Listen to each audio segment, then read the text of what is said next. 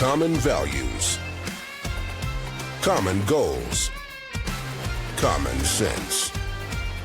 The Common Sense Podcast with Semi Bird. All right. Well, I hope everybody can see me. Welcome back to another session. This is episode 2, Common Sense with Semi Bird. Many of you know I was gone for a few days. I was down at the Mexico border via Arizona visiting my friend Sheriff Mark Lamb, America's sheriff. Mark is in the front lines of this border crisis. Although he's the sheriff of Pinal County up from the border, Sheriff Lamb interoperates nonstop with various federal agencies, Homeland Security, Border Patrol agents, DEA, different county sheriff's departments on a daily basis, dealing with the interdiction of narcotics, human trafficking, border issues. It's nonstop. And folks, I got to tell you, we talked about this podcast as being a national security discussion, but I really don't know where to start because it is so out of control down there. Where do you start? What is it?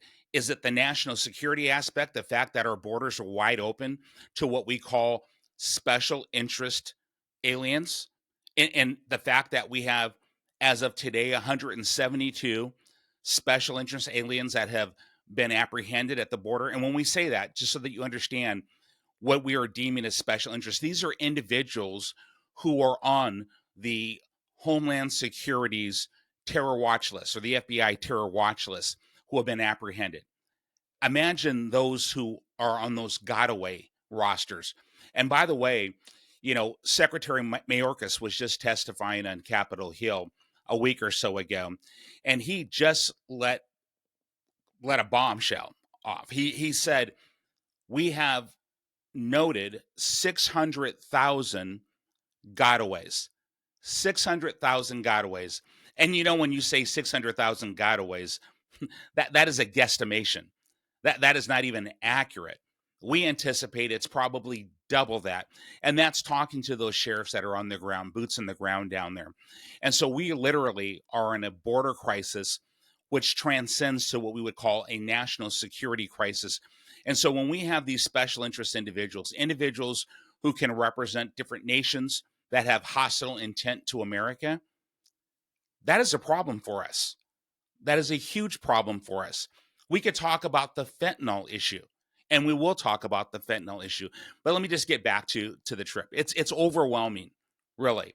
And having gone down there, people said to me, and I saw some chats and I received some messages, and I'll be checking chat here throughout this presentation.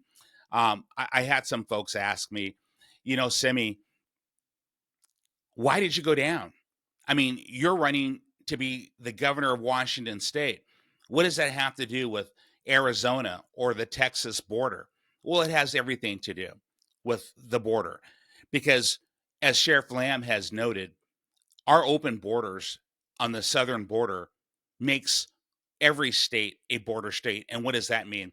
Look at the demographics of Washington State. We have a very large migrant population in Washington State. And when people come across the border, they often go to those states where they have family or they have friends or where there's a larger population where they can acclimate and they can integrate and they can blend. And so Washington State is a natural place for immigrants to come and illegal immigrants to come. And does it matter the fact that we are a sanctuary state and that Seattle's a sanctuary city? You're darn right it does, because that is a natural attraction for those who would come into our country illegally, knowing that they can come here, knowing that they can have refuge benefits on the taxpayer dollar. And again, go under the radar, on the radar. It really doesn't matter in a sanctuary state, because what we're seeing is people are jumping to the front of the lines. We have career Americans right now in Washington State, our veterans who are living on the streets struggling, our citizens that are living at or below the poverty line, but we have illegal immigrants coming into Washington State, and they go right to the front of the line, and they get benefits that our citizens aren't even getting. They're having to wait in line. Common sense? Not at all. It makes no sense. So let me talk about my trip. So I went down there, and on the 5th, the day that I arrived in Ajo, Arizona, they had a huge crossing, a couple thousand folks coming across. And Mark was there. He captured a video on it. And I'll put that video and a link on our YouTube channel and some of our other social media channels. But if you look at the people that were coming across those borders, or the border, these were military age men mostly. So it's not what you think, just simply families trying to find a better way of life, although there are many who are seeking a better quality way of life, many who are seeking asylum. And I'm not belittling them or discounting them, but the large majority of illegal immigrants coming in the United States of America, they don't fit that description. These are, again, military aged men, unaccompanied, coming into our country. And so we went down to the border. Mark showed me when we went down to Nogales, Arizona, which borders Nogales, Mexico. And when you're in the city, you literally cross the street and you're in Mexico, right? When you get to where the actual panels are, the border wall that was erected during the Trump administration, as you look through that wall and you'll see barbed wire in the top, barbed wire towards the middle, and on the bottom, there are sections during that wall, during that trek of the wall, where you'll see that the barbed wire has been cut free. And then Border Patrol tries to repair it. And then migrants will come through, illegal aliens, and they'll cut it down again, breaching those borders. And again, on the other side of that wall, you have people's backyard of Nogales, Mexico, their backyard that is just on the other side of the wall. And so what you have there is, as Sheriff Lamb explained to me, they can dig a trench or a tunnel from secure, obstructed view where no one can see what's happening, a very short distance, pop up on the other side of that wall, or even further in, pop up out of the tunnel and go undetected. And so that is a problem. And you wonder why we had 600,000 illegal aliens get through that, again, we're tracking supposedly. My friends, this is out of control. This is completely out of control. And so as we discuss this, I asked Mark, I said, so Mark, if you were to tell our citizens back in Washington, why is this a Washington issue? Well, just like common sense would tell you, number one, we have the flow of fentanyl, illegal drugs, methamphetamine, all types of opioids coming across that southern border. And in Arizona, over 50% of all opioids are coming through Arizona, through that sector. And so that is a problem because it makes its way up north to Phoenix and it distributes out throughout the rest of the nation. This, again, is out of control. It's not being properly managed, clearly, by Secretary Mayorkas. And when you talk to the Border Patrol agents, and I'm going to keep their names anonymous, and I did speak with them, they are disheartened, they are overworked, they are being tasked on a mission that's not even clearly defined. You have border agents flipping burgers and making sandwiches and detention centers instead of out on the front lines trying to do their job. This is a problem. And this is a problem that must be addressed. And I'm going to take a look and monitor to see if we have any new questions coming in. Let's see here. So we're looking to see if we're streaming. My friends, we have our producer on who's going to be checking to see if we're streaming, if it's coming in. We're still trying to work through the bugs. I promise you, this is our second episode. If it's not working the way it should, we will get there. So we will get there. We will make sure it's streaming. We will get with our help desk and find out what we need to do so that we're doing what we need to do the right way. So please be patient with us. So again, we were talking about the border crossings. We were talking about how it affects Washington State.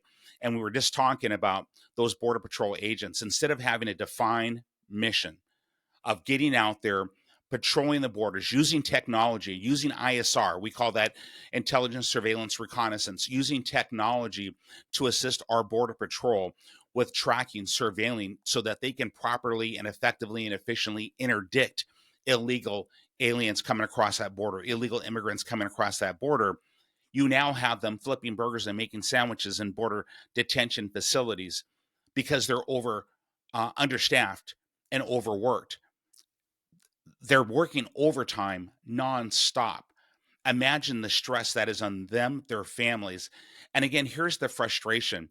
When you're out there working and you have no defined mission, and what you see is a lack of leadership, you see that it's out of control, and you see that you have sectors of the border that there is no border fencing. And while we're talking about this, one of the stops that we made leaving Pinal County going down south to Nogales, we stopped at a storage yard, and what we saw was these huge stacks of border wall sections that were bought and paid for with taxpayer dollars that were supposed to be scheduled to be erected to continue to be pushed and put in place along the border. They were never installed. It just stopped. But what did we just find out a few weeks ago? Apparently, this administration, President Biden, is now saying, oh, I think we need to start adding more sections to the border. So here we have these yards with these border fence sections just stacked, rusting out, not being used, already bought and paid for. And now all of a sudden they're thinking, well, maybe we should do something about this. Friends, this is a lack of leadership. It's a short-sightedness. It's a lack of planning. There's no strategic plan. There's no operational plan. And certainly, there's no tactical support for those Border Patrol agents. I want to talk a little bit about fentanyl and how it's affecting Washington State. This is something that'll blow your minds. According to the Drug Enforcement Administration, right, the DEA, in Washington State, and I want to get this right because I brought this up, and I don't want to mess this up. Between 2019 and 2022, the amount of fentanyl seized by the DEA in Washington State increased by 1,670%. 1,670%. And in 2022, the DEA Seattle Field Division seized twice as much fentanyl in 2022 than they did in 2021. So again, when you look at it, over 1,600% increase, it's out of control. And when we say that last year, over 110,000 citizens died of drug overdose, 70% of those drug overdoses were caused by fentanyl poisoning. This is a problem. And when we know the majority of that fentanyl is coming across our border, that is a problem. And it's not just the southern border, it's also the northern border coming through Canada. We don't talk about that. We don't discuss that like we should. We're going to discuss it today. In the short period of time we have, we're going to discuss it today.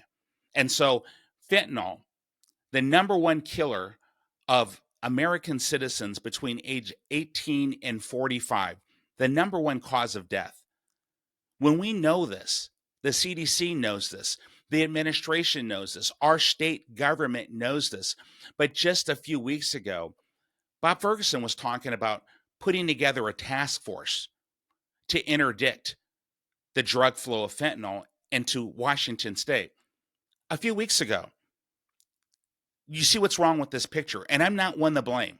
I'm not going to sit here and blame Bob Ferguson. That's obvious. The chief law enforcement officer of Washington State. Who do you think is responsible for the crime situation in Washington State? Who do you think is responsible? So we know that. We need to talk about solutions. One of the things that I put out not too long ago was to form or to put together a joint interagency task force, with a specific focus on drug interdiction. Now, this is something I'm familiar with because I was a targeting specialist for counter-narco-terrorism operations with a focus in South and Central America. So again, this goes back to that resume, right? Knowledge, skills, and abilities to do the job. Not in the field anymore, but from a strategic level, okay? Why would I form this? Again, joint interagency task force. the DEA, our Coast Guard, are subject matter experts on counter narco terrorism. Most people don't realize that. Our Washington State National Guard has been participating for years in counter drug operations.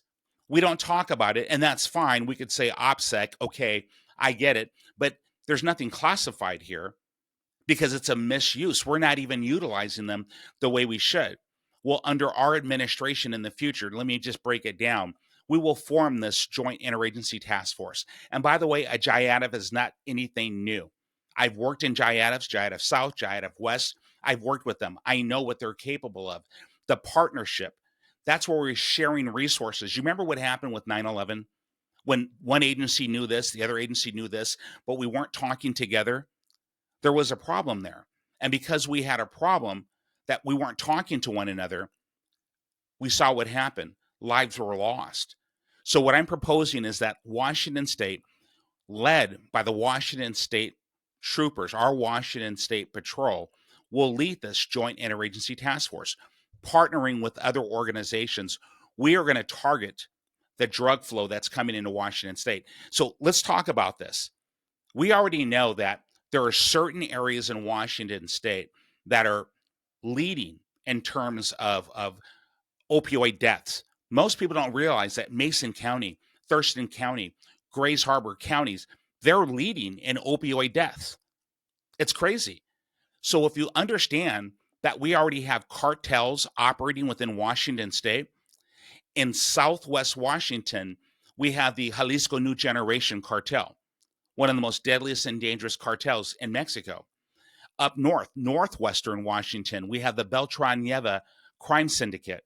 And in northeastern Washington, you have the Sinaloa cartel that many people have heard of. And you wonder why Spokane has such a huge drug trafficking problem. Well, yes, the DEA is aware of this. Many other agencies are aware of it. Why isn't the public aware of it? So there are things that we know, and there are things that we can do. And the time for talking is over. The time for acting is now. We will prevent the flow of dangerous and deadly narcotics into Washington State. We're going to start with forming that joint interagency task force. We will make that happen, but it begins with having an understanding from the root cause, where it comes across from the border, having those partnerships with patriot sheriffs like Mark Lamb and others who are dealing with this on a regular basis. That was just the Arizona sector. We have the Texas sector as well, and I'll be going back down there. I've already been down to the Texas border as well. I'll be heading back down there, and we'll meet up with some of those Border Patrol leaders and sheriffs that are dealing with it down there so that we have a common operating picture of the dangers of that flow. Also, criminal elements coming in, those special interest elements coming in. Let's go to the national security piece for a minute, and I'm going to keep monitoring questions that are coming through, so bear with me, you guys, as I'm looking at this and I'm talking to you here. When we think of national security, and you think about what just happened to Israel just weeks ago, Israel is the most secure nation on the planet. You know it's true. I've been there. I've been there. I'll keep it that way. My first deployment was in the Sinai Peninsula as a sniper team leader working in the Sinai Peninsula. My first deployment post 9/11. And people said, Sinai Peninsula, that strip of land that separates Egypt from the Gaza, right? That Rafah Gate. And people never heard of that until, again, Israel was attacked. This is the primary route of smuggling weapons and supplies coming from Egypt all the way through the Sinai into the Gaza, supplying Hamas with those weapons that they use to attack Israel. And by the way, standing with Israel is absolutely the right thing to do because Hamas is a terrorist organization.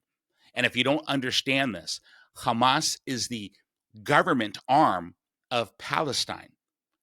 So in 2007, when the PLO went away, right, Hamas became the government of Palestine, representing the citizens. And what did they do? They declared that their mission, their charter, was the elimination of Israel. And they began to act on it. with sporadic arms fire, sporadic missile fire. My friends, there's a problem there. Now, we see how vulnerable they were. Let's come back to the United States of America, and we see how porous our borders are. Now, let's come up to the Pacific Northwest. We have 3 borders, arguably. We've talked about the southern border, there's one, but we have a direct border with Canada. That's 2. And you don't see the Canadian border ever in the news. You don't see any TV shows necessarily about the Canadian border. It's going under the radar. And there are too many sectors. There's no border wall on the Canadian border like you would see on the Mexican border. And then there's a third border that we don't talk about. That's the port border. We have an international border, international, to the world, to the Asia Pacific. What is the number one trafficker of fentanyl precursor? China. That Asia Pacific, that is where our port. And so we have what we call the EEZ, right? This is a standoff from shore, X amount of feet offshore to where those ships come into our ports. You understand that anybody can be in those ships and no one would know. Anybody can disembark from those ships onto a fishing boat or any craft and no one would know. Anybody can disembark from a ship with scuba gear and go into any beach along Washington shores and no one would know because no one talks about it. When I proposed having an intelligence fusion cell, so that we were tracking special interest aliens or China, the People's Republic of China, the Chinese Communist Party's operations within Washington state. People said, wait a minute, Semi, you're now talking about starting up a new agency. Well, no, I am not. This will be led again by the Washington State Patrol. Washington State Patrol already works in fusion centers, already works with task forces. We already have intelligence operations. The DEA has an intelligence operation. All it is information sharing. Now, if something was to happen in terms of a terrorist attack on Washington state soil, I can assure you that citizens will be screaming loudly, how did this happen? What did you do to prevent it? So what I'm proposing in terms of solution, again, similar to the Joint Interagency Task Force specific to drug interdiction, I'm talking about an intelligence fusion center to say that we in Washington state will start to monitor, working with partner agencies to consider foreign threats to our citizens before it happens. My friends, we have infrastructure that are vulnerable right here in Washington state. Our dams, we have a nuclear plant here in central Washington. We have hazardous waste stored at the Hanford nuclear site. We have our port, which is responsible for economic flow to our nation through our Washington, through the Seattle ports, through our Tacoma ports. So we are vulnerable. All I'm saying is to be proactive and not reactive, not starting up a new agency, but protecting our citizens. This is not adding billions or hundreds of millions or tens of millions to the budget. This is utilizing the resources we already have, creating a strategic plan, creating an operational plan to interdict the threat before it becomes a problem. So this is what happens when you have a mindset of solutions with actions. Instead of waiting for something to happen, you are putting steps forward to prevent things from happening. So I'm going to check for questions to see what we have here. I'm not seeing any new questions, but I did have some questions coming in, and I'm going to go to them, and I will come back on border security, national security in a minute. One of the questions that came in, it's a little off topic, but I do want to honor because they did submit those questions before I started the podcast, and it had to do with the Climate Commitment Act, otherwise known as Cap and Trade or Cap and Invest. I mean, what are you going to do with that? Well, number one, it needs to be repealed. People are talking right now on both sides, even led by the GOP, to find a workaround on the Climate Commitment Act. Here's what I say to that. The Climate Commitment Act is responsible for an increase of at least 50 cents per gallon of gasoline, 63 cents per gallon of diesel, right? What certain special interest groups are trying to do is penalize carbon producers, fossil fuel producers. They're trying to get us away from carbon producing, from fossil fuels into electric, renewable energy. And they're doing this because of what they perceive to be this global threat of climate change. But who's being penalized? It's not the carbon producers, it's everyday American citizens, Washington citizens that are struggling to put food on the table. We are the ones who are being penalized. Imagine again, those citizens living at or below the poverty line, and you're having to pay that much for gasoline just to try to get to work, to get your kids to school. Keep in mind, we're coming into the winter months. And as we come into the winter months, that natural gas, those oil furnaces, that cost is already going up. So you're going to see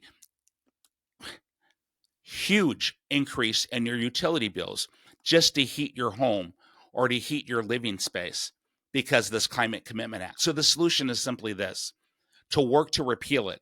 And I will lead the charge to repeal it because it makes no sense. It does more harm than good. And the $1.5 billion that they've brought in, is there any monitoring of those funds? Is there any strategic plan for how they're going to use those funds?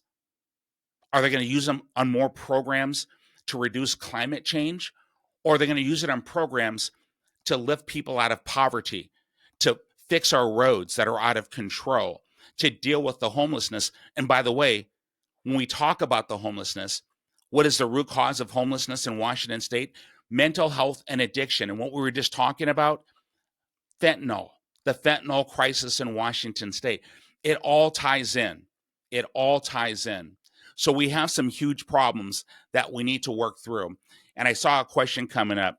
When you were there, how many illegals did you see coming across the border? And so then this came from Rick. So Rick, where I was with Sheriff Lamb, we were not going out at nighttime tracking illegal aliens coming across. This was more of an exploratory visit for me. When I go back down there, yes, we'll be putting on the night vision goggles. We'll be going out to the smuggling routes, more geared towards interdiction. And so this visit was more gathering information, getting lessons learned, getting recommendations, dealing with understanding what they're dealing with, and seeing what we need to do in Washington state to prevent the problems that you're seeing in New York City because of their sanctuary city status, how it's out of control, and how their homelessness has just spiraled out of control, how their crime has spiraled out of control, how their expenditure of budget is out of control. And I can go on and on and on. So this was a lesson learned for me. This was not an interdiction. The next time I do go down, yes, we will be doing some interdiction exercises. We will get camouflaged up, night vision goggles, the whole thing, something that I'm familiar with. But we'll do the tactical interdiction the next time. This was, again, more exploratory for me to learn and to listen and to grow my knowledge base so that I can bring forward solutions with actions for when I'm elected governor in 2024 and take office in 2025. Thank you for the question. Another question from Tellen. We have many addicts who are bused here because the policies here, right? Catch and release. And you're absolutely right. You know, we have our folks who are struggling right now on the streets of Washington state, whether it's in Seattle or Spokane or Thurston County. Again, addiction knows no borders or county boundaries. This is a human struggle. Addiction is a dark evil. And once it takes over, you're out of control. You cannot control yourself. I mean, that's why I say it's not a matter of not having affordable housing. Simply, when you're addicted, and I lost my nephew a year ago to heroin and fentanyl combination, and he died. Dominic had been addicted to opioids for years, and we knew that, and we did everything we could, but he was lost to addiction. And so when we talk about this, giving needles and safe spaces for people to shoot up, to die slowly on the streets, that is not compassion. In my opinion, that is complicity in the eventual murder or homicide of another human being. Compassion is creating an infrastructure so that we have programs so that if those citizens are ready, and again, bear with me, we have inpatient programs so that they can get clean. And I've written a solution with action on this, and it's posted on our website, Homelessness Solutions with Action. And what we're talking about is we will work with our resources that we have. I will declare a state of emergency.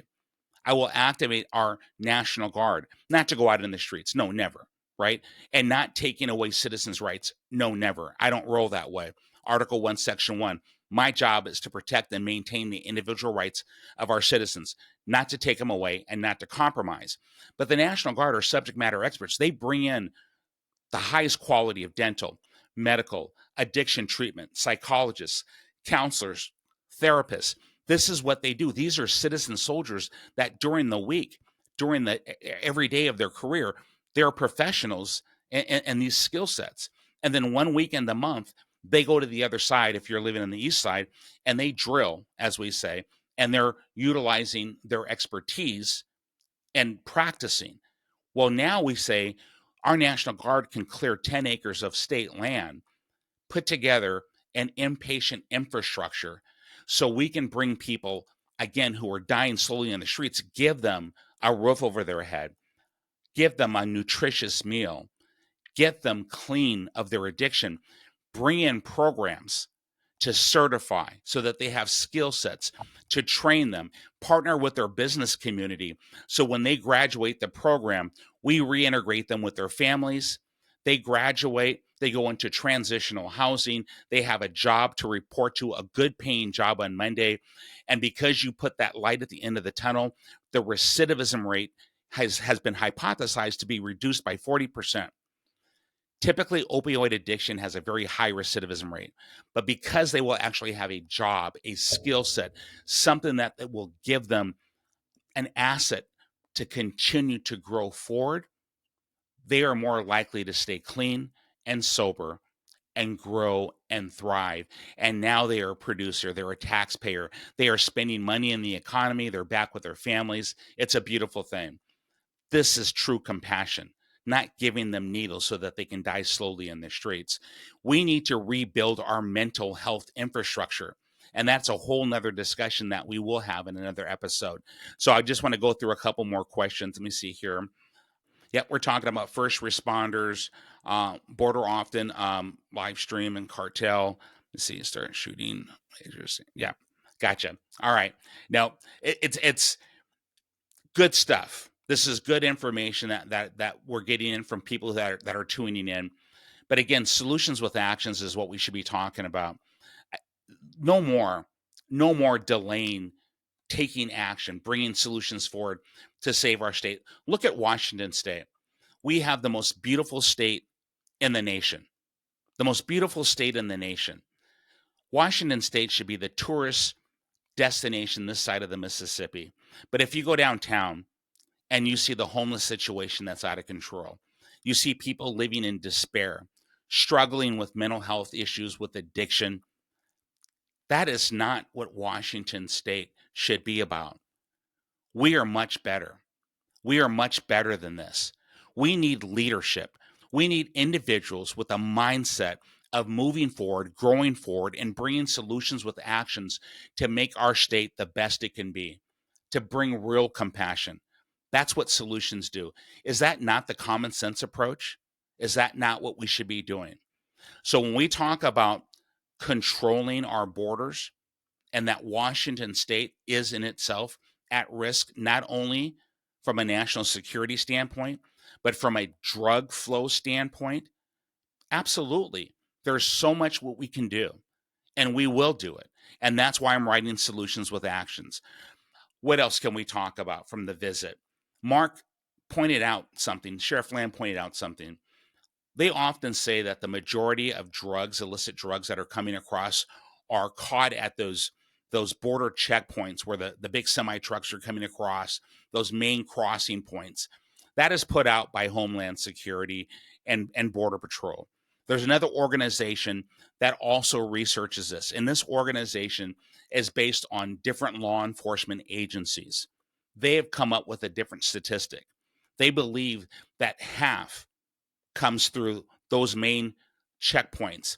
The other half comes across the border organically in those backpacks. One of the things that you'll see, and I'm going to have some videos that we'll attach to our recorded videos that we're going to put, if it's not live streaming, again, we're working through difficulties. If it's not completely live streaming, what you're going to see is we'll put those videos there. So you'll see the conversations I had with Sheriff Lamb. You'll get some of the pictures that we took when we were down on the border. But when they were coming across, so let me see if I can put this in context. We were down at the border. We know over 600,000 gotaways every year, at least, right? And it's more and more and more. We went from the border 70 miles north, and we went to smuggling routes, again, during the day, not nighttime. And here's what we found. Strewn across the desert, those big black water bottles, right, where you can carry them through the desert. These are people that are coming at nighttime through the desert with their coyotes and their backpacks. And what you'll find is at these stop points, these what we call the handoff points, this is where they'll stop. They'll come under a tree or a vegetated area just coming out of the desert. They'll stop there. They'll wait for their facilitator to drive up. They take all the contents out of their backpack. They leave these little carpet slippers, I call them, right? And they wear those in their shoes when they're crossing the desert so they're not leaving paths. We have pictures and videos of that. And so they'll wear those slippers so they're not wearing paths. They're issued this. They're issued the water bottles. They're issued these backpacks. All this is well organized before they even cross the border. So keep in mind, when we talk about the gotaways, these folks are so sophisticated in their infrastructure and their operational protocols that you know that the gotaway number is so much more. And so they come across, they navigate through the desert. There's a huge Native American reservation there, and they don't play by the same rules. So they don't have the border fence. They don't have the border wall. And deals can be made there, and they are made there. And so they come through that porous location, through the reservation, up through the desert. And imagine this. How many people are traveling through the desert filled with rattlesnakes and wildlife that is not human friendly? Can you imagine how many bodies are probably out there? That's a terrible thought. Can you imagine the human suffering from human trafficking? Because when you're carrying drugs or fentanyl, or when you're being smuggled across, you're paying a deposit to a coyote to come in. You have a balance that must be paid. In many cases, women throughout this trek are being raped, are being abused. Young children are being abused, and they're being sold into sex slavery, sex trafficking. Young men are being sold, and until their debt is paid, they are being bullied and managed by the cartel, by facilitators operating within the U.S. We are facilitating this inhuman action because of our bad policies. As Washington State Governor, I will take deliberate action to ensure that we will not support through bad policy human trafficking. Human trafficking is an issue here in Washington State. We know it is. We know these crime syndicates facilitate this. This is something that we must interdict. We must go after them. We must target them and stop it from happening. This is what I call compassion. This is what I call human decency. Again, the time for talk is over. The time for action is now. What kind of state are we going to be? A state of human decency, compassion, and civility? Or a state that just goes along to get along with the special interest groups for whatever reason? And I choose not to see evil in others, but it is what it is. I will not tolerate this. We cannot tolerate this. It's time for common sense leadership in Washington state. And we will bring common sense leadership to Olympia. I'm going to go back over here and see if I can pick up on a couple more questions. Yeah. And this is just capturing someone that said many are being driven. And so that's one of the things that Sheriff Lamb and I saw. We went to these different checkpoints where people are being picked up. They even have shuttle services out of Nogales. They have programs right now where once you get processed, you're giving a large chunk of cash, right? Or a debit card, a ticket, and you're released. And we anticipate at least 800, 700 to 800 illegal immigrants are caught and released into the nation every single day. Imagine that. So keep this in mind. Immigrants who come across, many turn themselves in, many do not. And they're giving a lot of money and they're released. No jobs. And where do you think they're going? Well, we know where they're going. They're going to those sanctuary states, those sanctuary cities. They're going into those areas where they have family or they have people where they can, again, be absorbed in, right? And again, with bad policies, no one ever does anything about it. This is not us bringing prejudice or discrimination to folks who just want a better way of life. But if we do not have secure borders, we are compromising our national security. And when we have compromised national security, we are exposing our own citizens to a danger unnecessarily.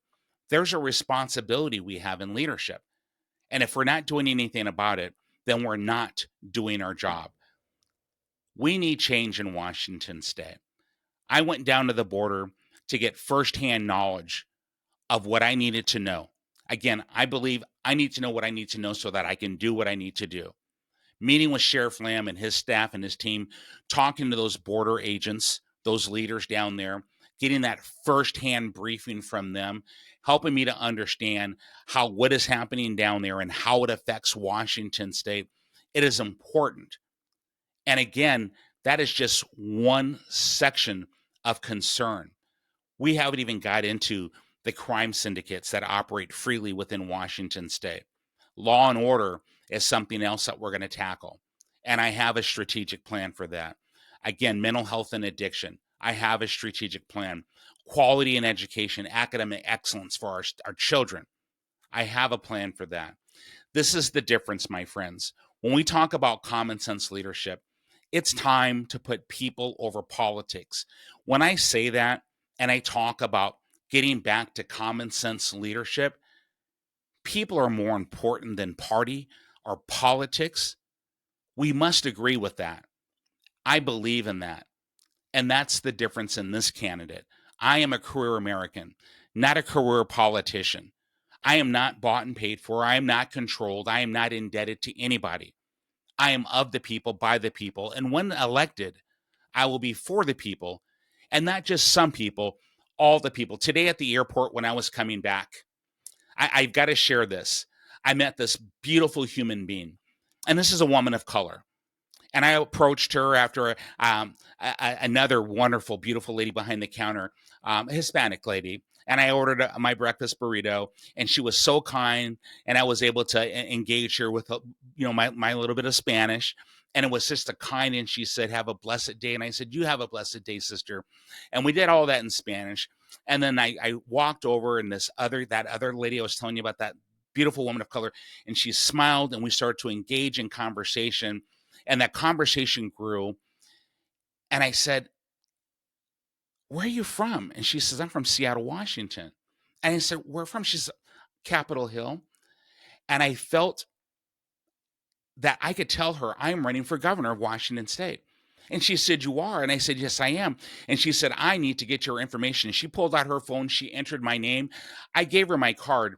And I'm going to tell you, this is just the truth. This is me being just straight out transparent.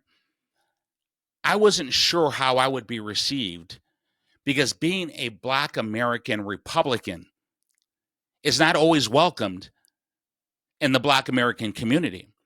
And I found myself saying, "This is just a beautiful thing we have going, a wonderful person. She's so kind." And I'm like, "No, I'm going to be me." And I told her, I danced around a little bit. But I let her know, and she was so kind-hearted. She says, "Oh, I knew you were conservative. I figured it out." And we started talking, and she says, "We need to listen to one another. We need to understand one another." And the fact that we label each other, if for me to be worried about how I'm going to be perceived because I have an R behind my name, or for us to do the same thing to someone who's a Democrat, and we say, "Well, because you're a Democrat, you're this or you're that." All this label lynching, it's got to stop. It's wrong. It is wrong because we don't get to learn or to listen or to understand the person. That person is so much more than a label. That is the problem in Washington state. That is the problem with politics. Now, I've been true.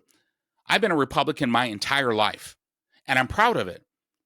I've already explained my version of being a Republican is that party of abolition, that party that ended slavery, that party of women's rights, that party of civil rights, and now that party of parents' rights.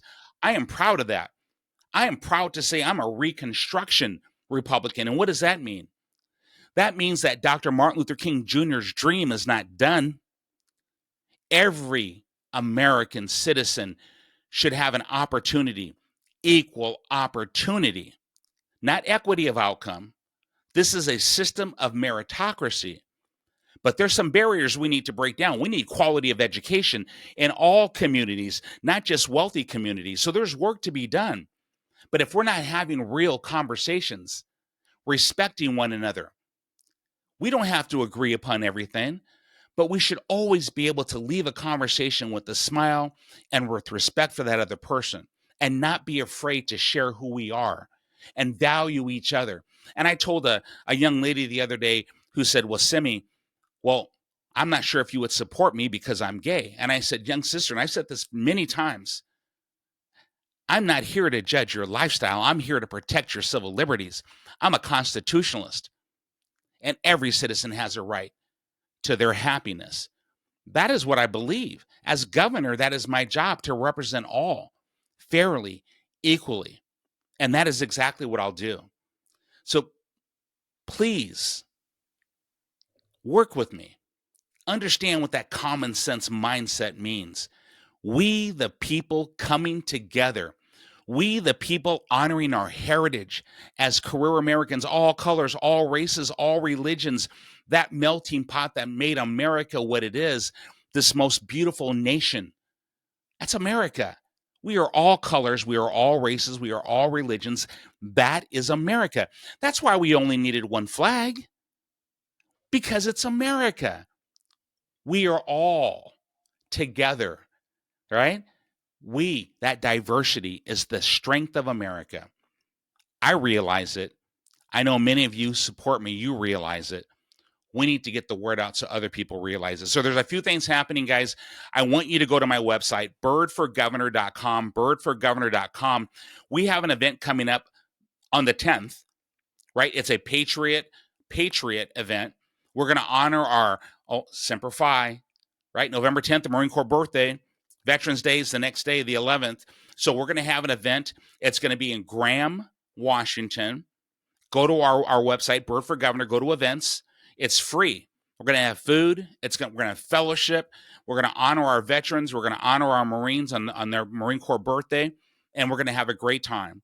And we'll talk about fellowship and what we can do to restore our constitutional republic.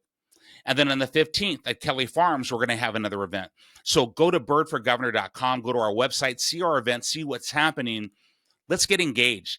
And go to our website and share it. Go to our Facebook page, Semi Bird for Governor Washington, and share it. People talk about name brand recognition. Well, the best way to get name brand recognition is to share it, right? Let's get the word out.